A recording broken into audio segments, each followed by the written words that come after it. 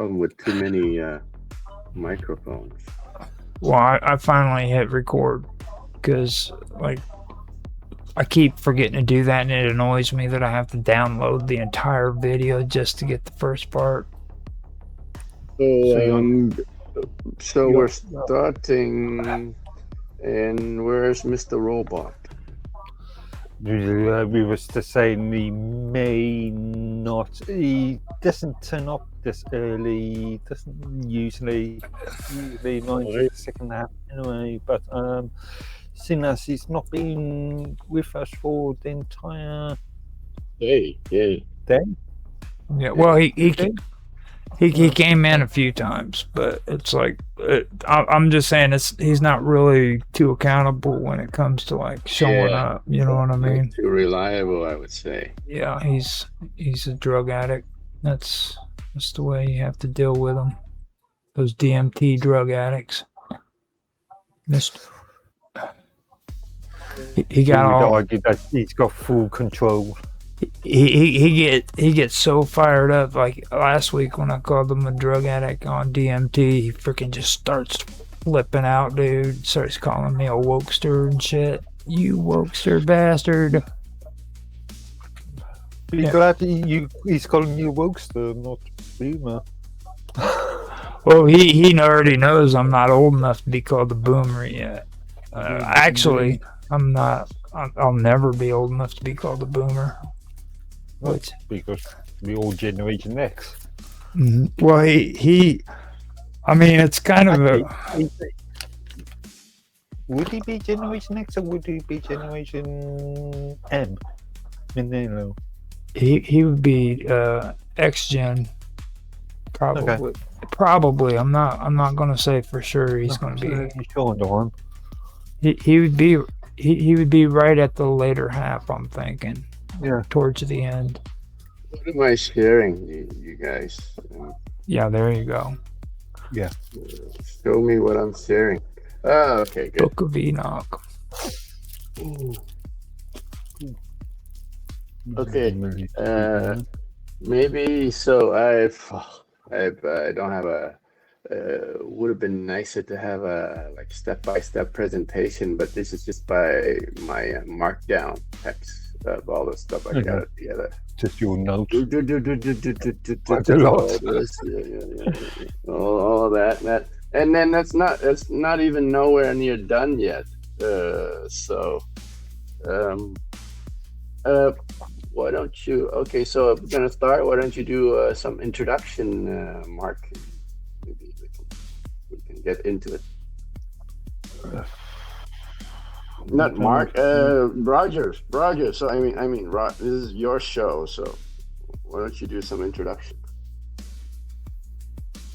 Rogers. I think he may have stepped. Yeah, that was his squeaky door. I think he just stepped out for a cigarette just before we start.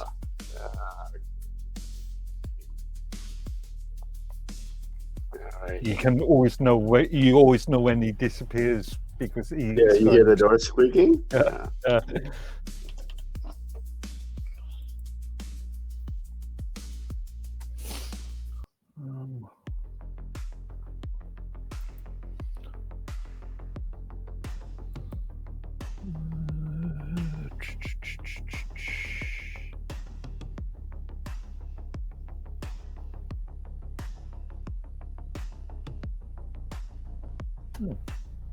Is this thing legible from your end? The monitor I'm looking at is good 5 foot away, 4 foot away, 5 foot away from me. But that's better. Yeah, it's legible. Problem is that I've got 4 21-inch screens. These two, that one, and one on it, not landscape, portrait orientation, but the one that I use for the camera is a good 5 foot away from me, so it's and being 20 inches, pretty hard to see any text on it. But okay. So, but I can always zoom in if it's not. No. I'm just saying if I can. I should be able to. You want me to zoom in? Uh, I mean, I'm looking at Roger's screen. I mean, it's legible if you are looking at the screen as a normal viewing Yeah. angle. No, it's just me. I can look. If you look at it normal view, I can always zoom it in here. Let me just try it.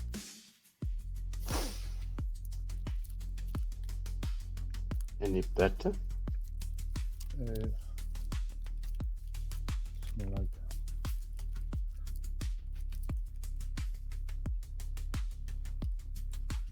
Yeah, better. that's better. Okay. Yeah. Okay.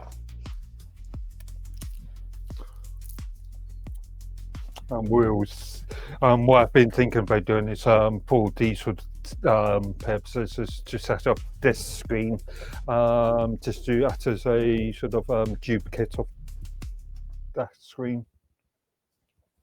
So just to How many monitors do you have? on there I've got that I'm using. I've got 4. So 4 21-inch. These 2 Stacked together? oh no, on arms. They're on separate arms. So these 2, Yeah. that Okay. one, and the portrait one over there. Okay.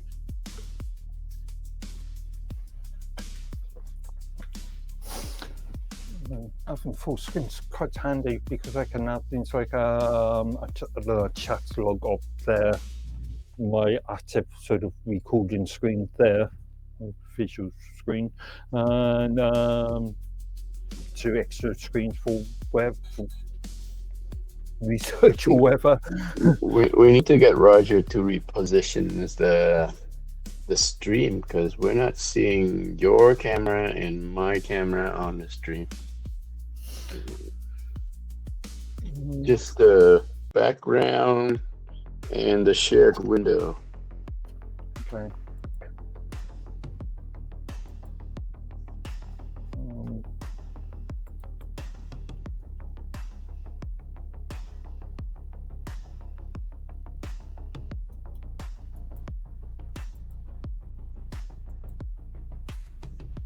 All right, I did experiment with Alum Linux. I was talking about looking for a CentOS Red Hat replacement. Right. I did check out Alum Linux. Some interesting issues. Version 8 and version 9 branches with similar to Red Hat version 8 and version 9, Red Hat Enterprise Desktop. There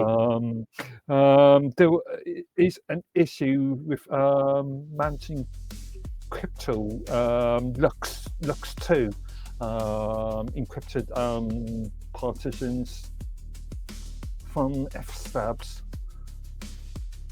You're talking about Alma Linux, right? Or Mint?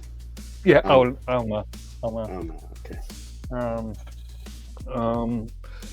That I didn't like, and version 10 because it's a fairly new release. With that there's an EPL repository that has a load of additional packages in it. Version 10, the EPL repository is extremely slim at the moment. Okay. So, what problems? What's the issues did you run into? Again, because I've got a Lux 2 partition, so an encrypted partition on one of my that works. That laptop, which I was explaining around with, in the home directory, version. I tried version 10, and then I realised that the EPL repository didn't have that application, so I needed for that machine. So I went back to version 9, and I realised that I had some major issues with, like I said, the Lux2 partition of the volume. Because of the encryption? Yeah. Because of how it's an interesting issue with Red Hat Enterprise or Red Hat versions 8 and 9 branches, where if you know how Linux mounts drives automatically, the crypt tab file, etc crypt tab, is slightly malformed compared to the fstab, because the crypt tab file has to be fstab references crypt tab for mounting encrypted partitions. Okay. And yeah, there's some weird mail. Yeah, but why do people like to mount these things? Like even with like ISOs, I on Linux they keep trying to always encourage people to mount the ISOs, and I'm like, no, dude, don't do that. Well, it depends on what you want to do. If you want to just if you are running from a desktop environment, a workstation environment, and just wanting to grab a file off an ISO, yeah, that's the way I usually do it. But yeah, I'm talking about specifically encrypted volumes. So for this one, or this is a laptop that would take out for general usage. Not a great machine, but because it is one that will travel with, I will keep my home partition encrypted for obvious reasons. And just so you guys know, the squeaking door won't be in the stream. I muted out the OBS while I had to go step out. So. Okay. Hey Roger, can you put us, Mark and me, on the camera on the stream? You should be on there. No, it's not on there. It's just my screen share. Really? So, just going back to my previous point, I think I'm going to remain with SUSE, because I've been using SUSE for, I don't know, since early 2000s.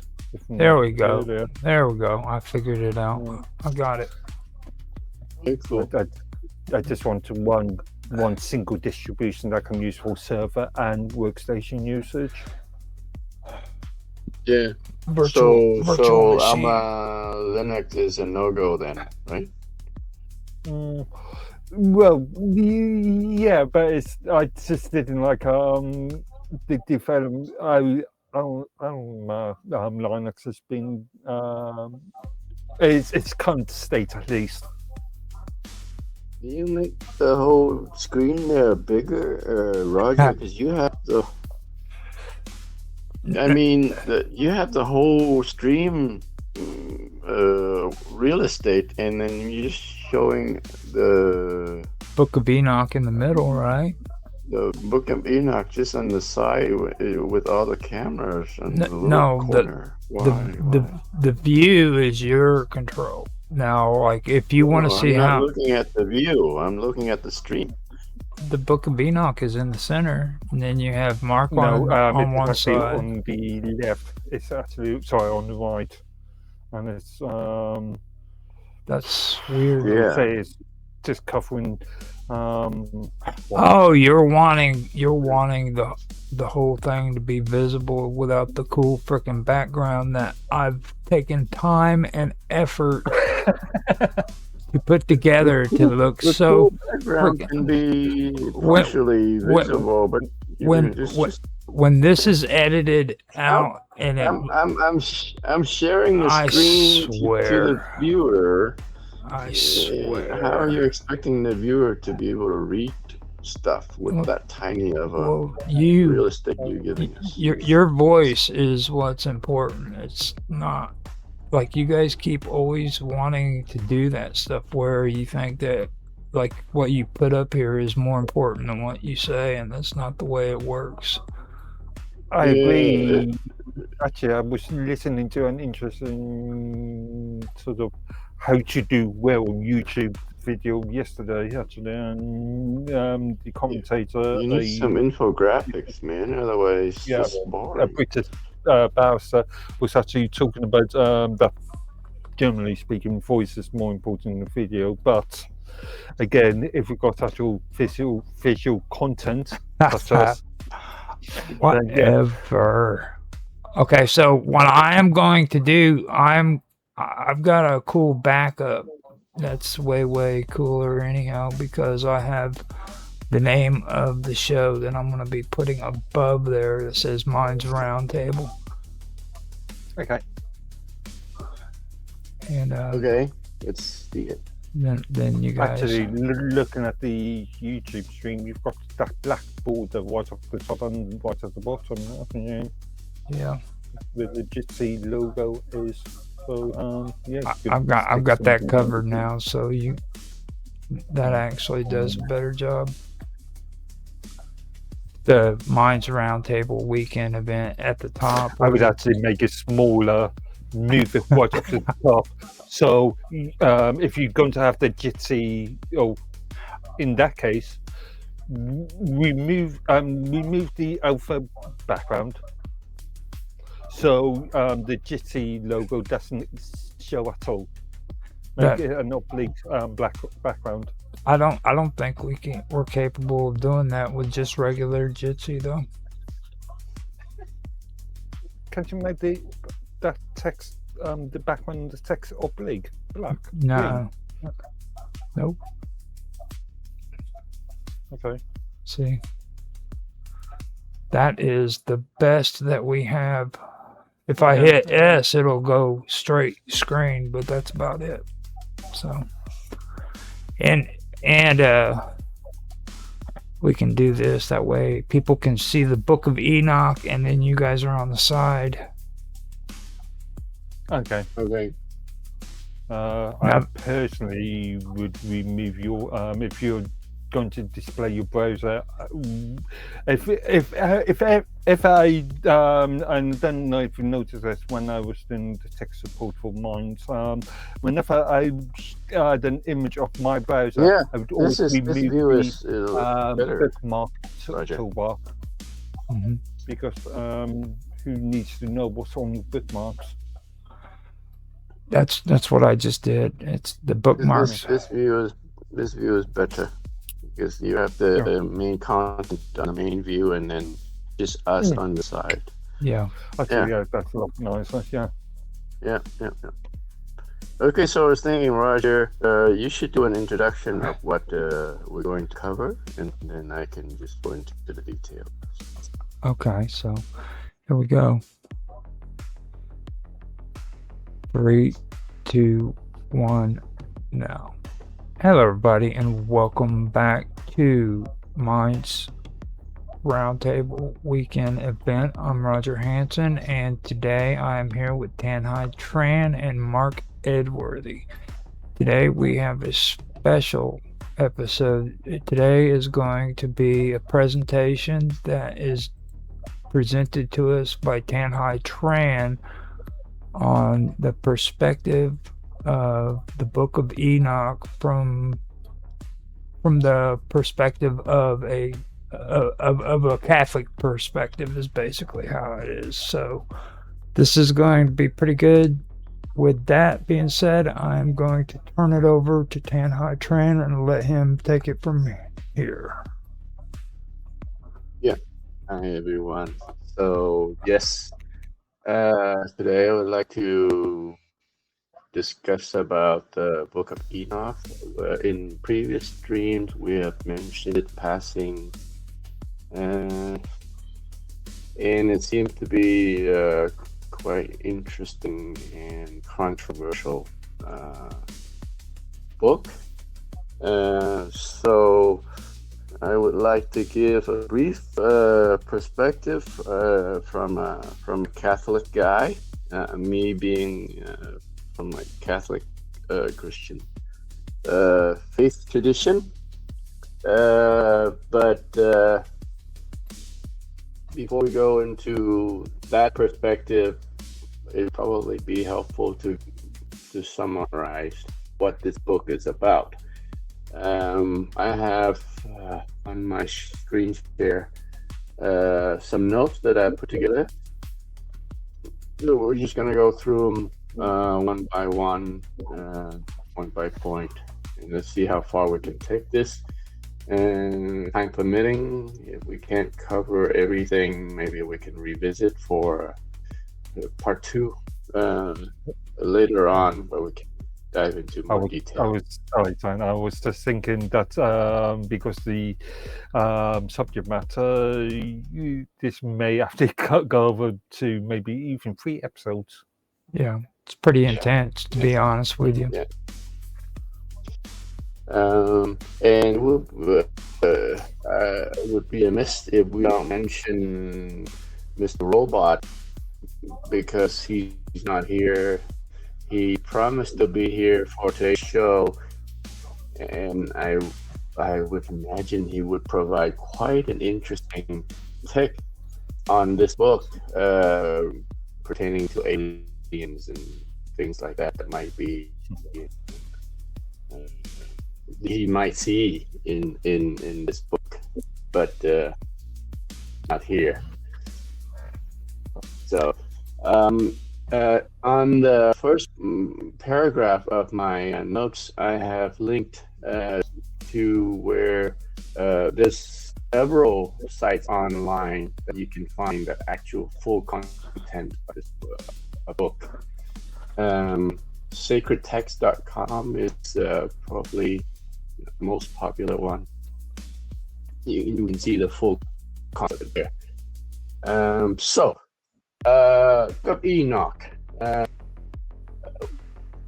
It purported to be written by somebody named Enoch, which is one of the patriarchs of the Old Testament, descendant of Adam, which is way older than its actual dating. So the book is dated to be somewhere between 300 BC to 100 BC. And we have no historical evidence that confirms that Enoch himself was the author. So more likely it is the product of a bunch of Jewish writers writing on his name. I was just going to ask, is there any evidence that Enoch, or is there any sort of, well, it won't be evidence, but information if Enoch was educated or not? Was he able to write? Educated, he's very close descendant of Adam, right? So anything that would have been passed down to him, it would have been by oral tradition, and then people would write down later on. Right? Yeah, similar to Moses, or the books that Moses wrote before he wrote the first book of the Old Testament Bible. It was all oral traditions, basically. Yeah. Now the book of Enoch is actually supposed to be. He's supposed to be like the grandson, I believe, of Noah. Isn't that the case? No. Or the Cain, one of the two. Cain, yes. Of Cain. Of Adam, even. Yeah, he's either the grandson or the great grandson of Cain, which Cain is the son of Noah. No, he was son of. Uh, Or sorry, of Adam. Sorry, you're right. Sorry, my bad.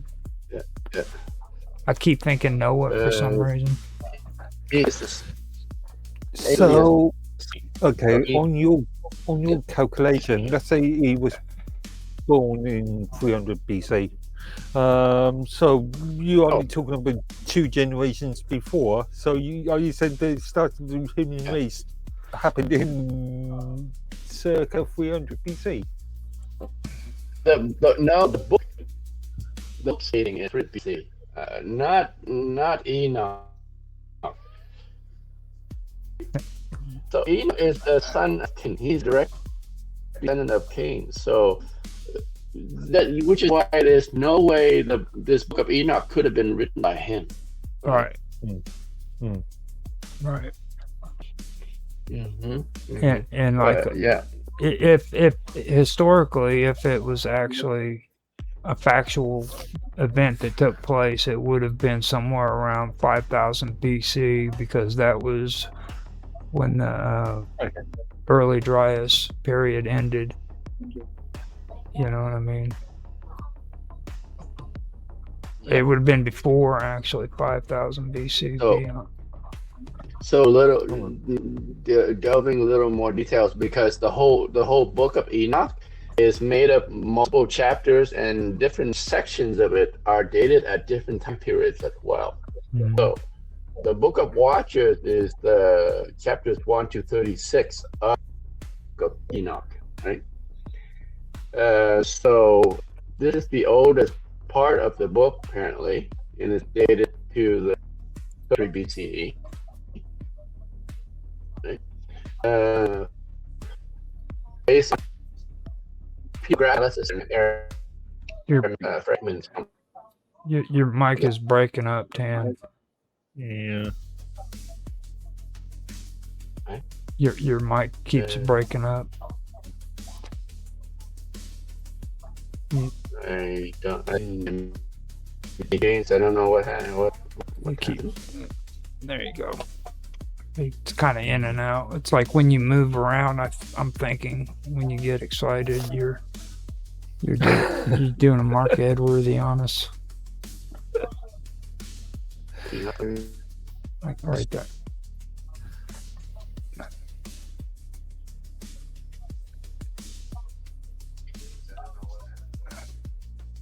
Yeah, I did. I don't know.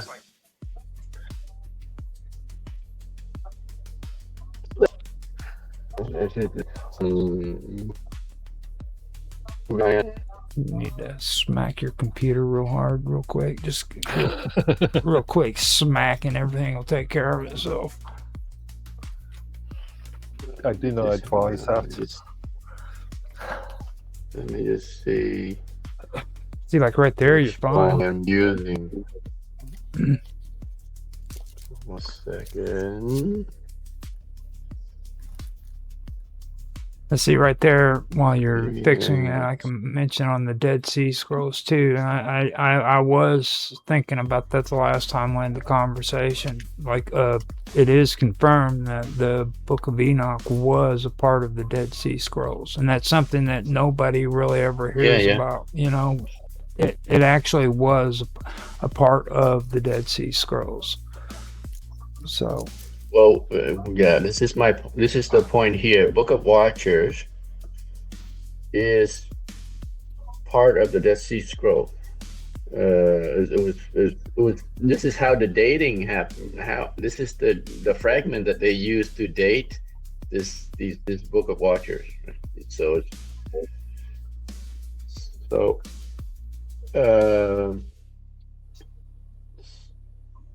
Right. So chapters 1 to 36 is the Book of Watchers, and it's dated around 300 to 200 BC. And then you go to the astronomical books, which is chapter 37 or 72 to 82. Again, likely 3rd to 2nd century. And then you go to the Book of Dreams, chapters 83 to 90, dated around 165 BCE. And then the Epistle of Enoch, chapter 91 to 105, so late 2nd to 1st century BCE. Right? And then going to the Book of Parables, chapters 37 to 71, around 1st century, 100 BCE. Okay, so the dates are derived from textual analysis and also based on historical allusions mentioned inside the book. For example, events like the Maccabean Revolt. And then there's manuscript evidence, including fragments found from Qumran, the Dead Sea Scroll. Mm-hmm. Right? And then there's also works originally composed in the Aramaic or Hebrew tradition with later Greek and Ethiopic translations. Okay. Apparently, the Ethiopian Orthodox Church consider this book, the Book of Enoch, as part of their canon. Yeah. Right. Okay, so to note, so there are other books of Enoch. So the Book of Enoch that we just talked about in all these chapters 1 to 71 is the first book of Enoch. There are 2 other copies called 2nd Enoch and 3rd Enoch, also known as the Slavonic Enoch, is the 2nd Enoch. And then 3rd Enoch is the Hebrew Enoch. It's around 5th century AD. Right? So these are the later additions to the original. So around the same time as the sort of Bible was being finalized. Being canonized, yeah. Mm-hmm. Well, in its traditional sense. It's like whenever I get into conversations with a lot of people about the Book of Enoch, I always try to make that distinction too, because a lot of people don't understand there's actually more than one Book of Enoch. And a lot of times they quote stuff out of the 2nd Book of Enoch, which has absolutely nothing to do with the original text. Right. And the later 2 are like written way after the original. Right? So, okay, so let's go through a summary. Arguably, the Bible itself is was written over a course of 500 years. The Bible, the Old Testament, or the New Testament? New Testament. About the New Testament. Yeah, it's no, the last 100 years, I'd say, because I think the last book of the Testament was written around 7 to 80, the year 780. Right? Okay. 80. Yeah. May have been manipulated over that period, and obviously manipulated later on with the King James and King. Well, the King James and all the other ones are just translations of the original, so you wouldn't consider them. And plus, like the Roman, between the Greek translation and the Roman translation, translating from Greek to Roman is really horrible. Latin. You mean Latin, right? Yeah, Latin. You're right. You know what I mean? It's just Greek to Latin. Yeah. From Greek to Latin is just horrible. Like a lot of the wording got messed up, and St. Jerome is the one that translate all the Bibles to Latin. Hence the reason why educated Greeks were so prized as slaves and educators during the Roman occupation. Not occupation, but the Roman sort of existence. They considered it more of like an occupation, because like the Romans pretty much ruled everything around to Alexandria, from even through the Levant. You know what I mean? So they occupied that entire territory. It was theirs to What rule. language did the Romans speak? Latin. Classical Latin, yeah. Mm-hmm. So I mean, with the Book of Enoch, I don't see, this kind of goes into the whole the when they canonize the books, and like you can see where clearly the Book of Enoch belonged in the book. It was like, because like the Christian and the Jewish religion wasn't just like one sect of people that believed one specific thing. It was a whole different groups of people that had different belief systems. You know, Within you, did you do in sects even? mm-hmm. So they have the Essenes, they have the Pharisees, the Sadducees. Okay, that provide the Gnostics Yeah. Let's not came later. let's not talk about the Gnostics. Oh my goodness. That's the part where Mr. Robot would have gotten excited and come in and started telling you a whole bunch of... with the aliens. Well, that's a part of the Gnostic thing, yeah. We talk on behalf of the robots. We go through some of these. For example, he probably thinks the Watch are aliens, right? Well, yeah, of course. I mean, anybody in there, any respectable Ancient Aliens follower would say that the Watchers were aliens. Sorry, respectable and ancient alien followers. Those two phrases don't really work together. Well, I mean, it's all in how you decide on it. Like when it comes to a lot of the stuff that Ancient Aliens introduced, they did what I like to call cherry picking. Okay, and there was a whole bunch of stuff that wasn't actually truth. There was a whole lot of it. But what they did is they cherry picked throughout history, and they picked what they wanted to add into their shows and what they didn't want to add into their shows, so that it would fit a narrative that they were trying to build. You know, isn't that any sort of medium? Exactly. Ever since the creation of mediums, ever since we started, oral traditions. Mm-hmm. And the Watchers, I mean, the Watchers have that element that makes you stop and think. You know, they could have been aliens. I mean, they would have been like the early version of what we would call alien sightings. To be honest with you, I mean, they would. Or extraterrestrials. Mm-hmm. Yeah. Gotta be very careful.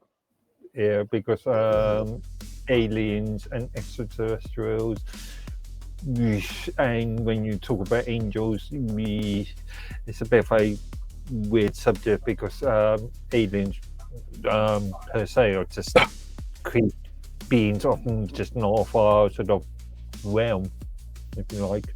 Mm-hmm. So aliens, right? Yeah. Yeah. I get where he's coming from there, because because like extraterrestrial beings, extra dimensional beings from other dimensions. You could say, well, heaven and hell are extra dimensional, right? Entity or places, right? See, I figured out where you're going with that. It just that's why I kept quiet, because I'm smooth like that. You know what I mean?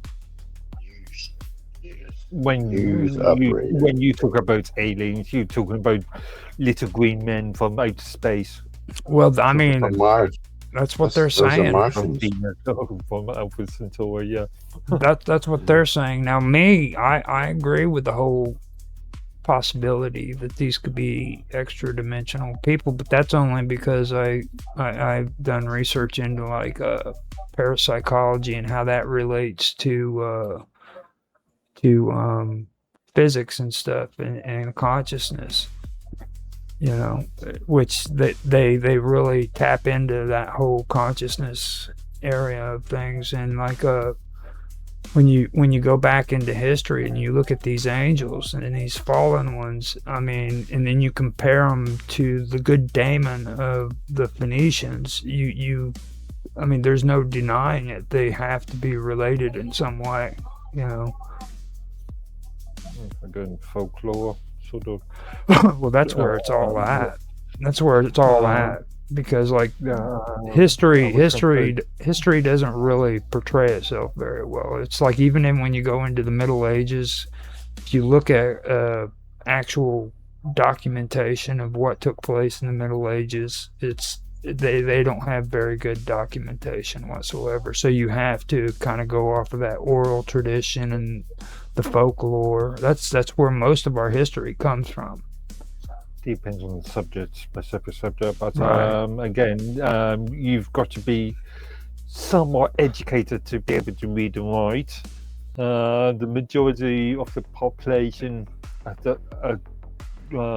to quite recently, up to what, the last 100, 150, 200 years, haven't been able to have those skills. Right. Well, except for the church, like they would. Yeah. Again, you have to be educated and obviously be some sort of organizational sort of. Right. No. We're probably going to frustrate Tan if we keep talking about aliens and No, it's okay, but I would be better if you talk about it in context, because I want to go through the summaries of the whole book. So, right. So maybe when you start talking about aliens, when we get to this part, which is the fall of the Watchers, and okay. So summaries, chapters of the book, chapters 1 to 5 talk about Enoch delivering a message, a blessing, and judgment. And he's foretelling of a future day of tribulation, which is very similar to the book of Revelation, where God will come to destroy the wicked and the watchers, the fallen angels. All right. So, yeah, so far nothing controversial there. Chapter 6 to 10 talks about how the fallen angel lust over human women, right? They came down and they married human women and fathered giants called the Nephilims, who devour resource of earth. And they teach forbidden secret, heavenly forbidden secrets to humans, like alchemy, sorcery, cosmetics, right? Now, Azazel and Sanjaza also, there's a few things that are involved with those two names, because these go directly to, like when you were talking about the revolt with the Jews, okay? Azazel especially is a name that really sticks out there, and Semjaz, I believe, has to do something with the shining of the sun or something of that nature. Last year I'd gone through a lot of this, and it actually pertains directly. There's a lot of things that are very suspicious, especially when it comes to the Dead Sea Scrolls and the leader of the revolt who was involved in that, because they directly relate to these names. And it's really weird how that works out. So with me, I kind of find that a little bit suspicious. And then whenever it talks about forbidden knowledge like metallurgy, sorcery, and cosmetics, that's directly alchemy. You know what I mean? So like whenever You know, you get into that, that's where they start turning against the whole idea that there was alchemy within the scriptures. And I've noticed that there's alchemy written all through the scriptures. You know what I mean? So you can kind of see where they're trying to phase away from that. They've recognized the fact that it's in their text, and they want to try to distance themselves from that history. You know what I mean? Azazel literally means emissary goat, right? So there is there's images of demons with the goat face. That we've seen everywhere on the internet where it's associated to like Lucifer or Satan. Yeah, I was going to say Satan is in some illustrations described as. But you also have to remember there was also a pagan god during that time period who had a goat head, had the horns and everything like that too. So a lot of these supposed demons were actually pagan gods that were demonized by the church. His name, and this is new to me, Azazel, his name is mentioned in the book of Leviticus, which is Old Testament Bible. Chapter 16, the rite involves two goats, one sacrifice and the other, whose name is Azazel, laden with sin, led to the desert. So Leviticus chapter 16 verse 7 reads, "And when the goat has carried all of their iniquities into an inhabited land, it shall be led into the desert."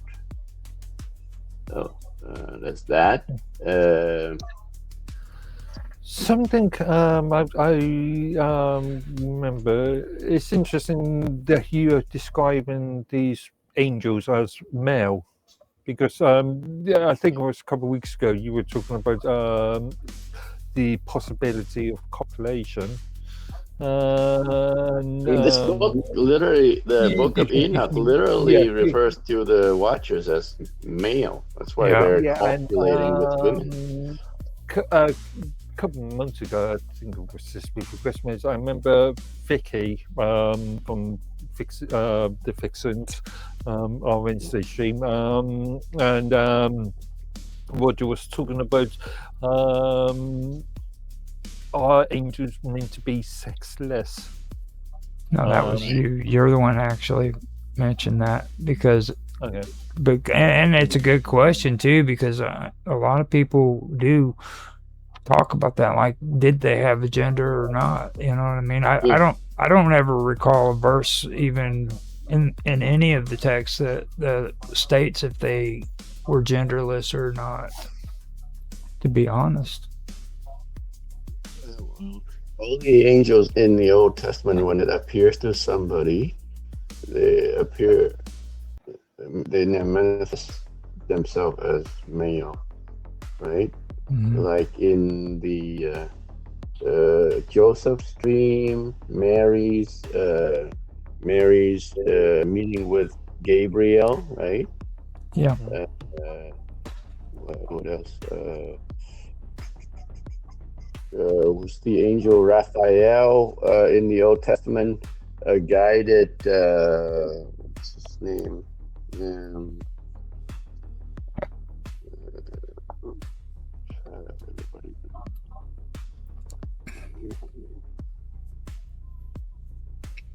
When I hear Raphael, it reminds me of the Book of Tobit. Book of Tobit, exactly.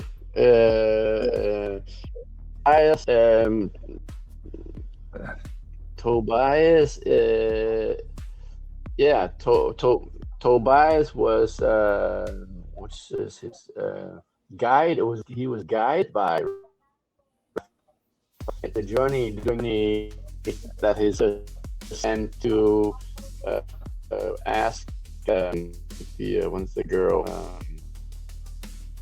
Rachel in America, and Raphael was sent to guide on the journey, and during the journey, this refers to him as. No, I think your mic is starting to mess up again. Like you got all choppy there. I don't know. Nothing I can do but you might slow have it down.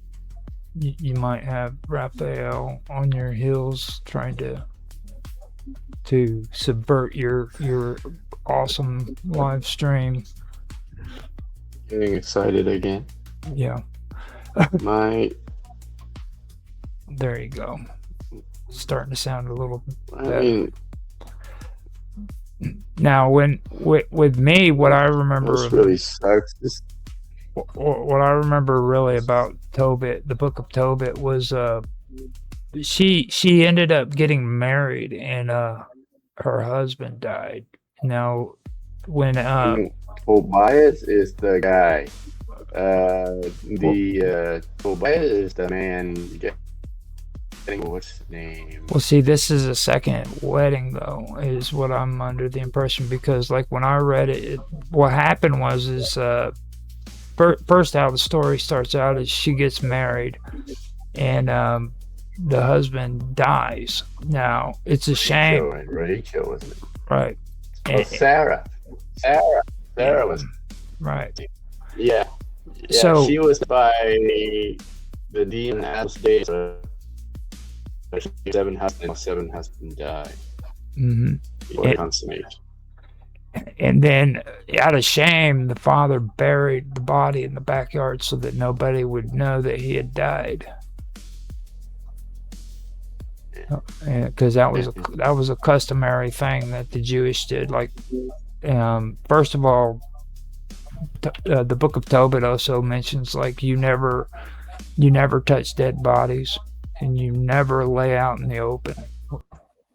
And that was what the whole thing was really about. It was so they start talking about, like, these customs that you're never supposed to do, and it comes down to this marriage that's supposed to take place. I don't know. I'm just looking at it from a much more practical side. I mean, if you've got rotten bodies, obviously you're going to have to cover them.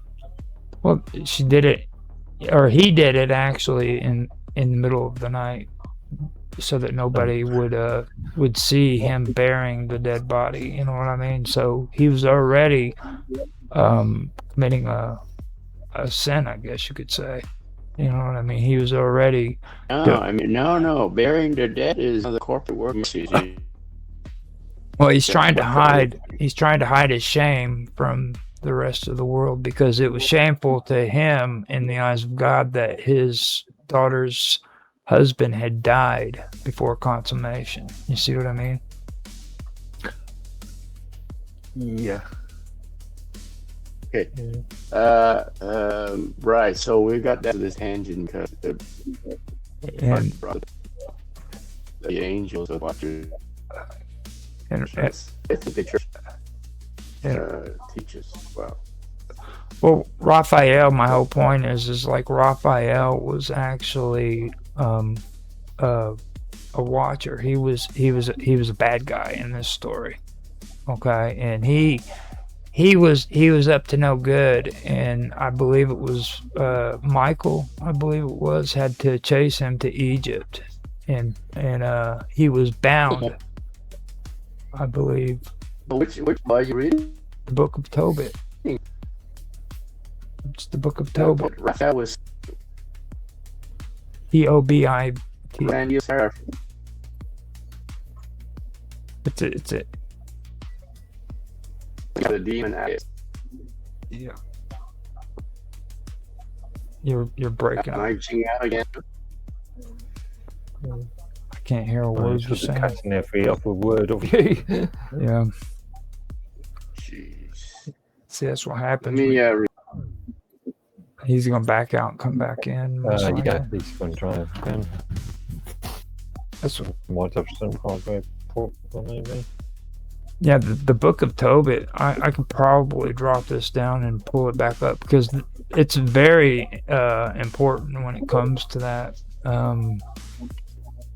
The like Raphael. Raphael was actually a guardian angel, I guess you could call him, or an archangel. But he was one of the fallen, and he was also demonified, vilified, basically. So it's really interesting how all that works out. I've got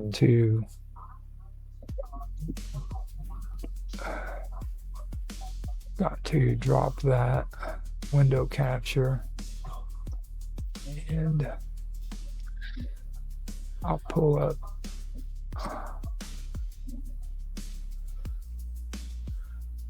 let me see, give a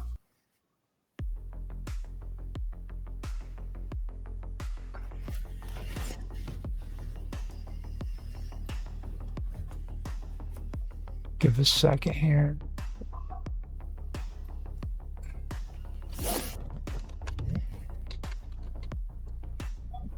thinking maybe it's because my mic level is too low. That's perfect. That's a lot one. better. Yeah, it was too low before, maybe. Okay. Well, Jitsi, you also have to take Jitsi into considerations. See how long this lasts? It seems to be readjusting itself automatically. Why? Okay, so the Book of Tobit, I pulled up the information, and it's a deuterocanonical wisdom tale from the 3rd and 2nd century BC. It focuses on piety of a blind Israelite named Tobit and his son Tobias, who is aided by the angel Raphael. Yeah, that's what I was saying. Now, after Tobit is blinded and Sarah is tormented by a demon, okay, Raphael is the one who guides Tobias to marry Sarah. Yeah, Raphael is one of the archangels, man. You can't compare him to fallen angels. He's one of the good guys. Actually, he's not. Now these days, I don't think they consider him as a good guy. Well, the church still does. You know, he's one of the archangels. Now, Sarah, he guides Tobias to marry Sarah and cures them both, demonstrating God's providence and importance of charity and the necessity of prayer. Now, the characters: Tobias is righteous, wealthy Israelite living in exile in Nineveh, who diligently buries the dead. And that is actually supposed to be not approved according to the Jewish traditions. Like, you're not supposed to touch the dead. Well, you're supposed to bury the dead. You don't. No. You just don't leave them lying on the above ground. Specific people have the responsibility of doing it, but like an average Jewish person doesn't touch the dead. You know what I mean? Now, Sarah is his relative, and she's plagued by the demon Asmodeus. Asmodeus. Yeah, who has killed 7 of her husbands. Demon that Raphael was sent to kill. And to treat. Right, and he's the one that chases Asmodeus to Egypt because. So are you confused between Raphael and Asmodeus? Well, of course I am.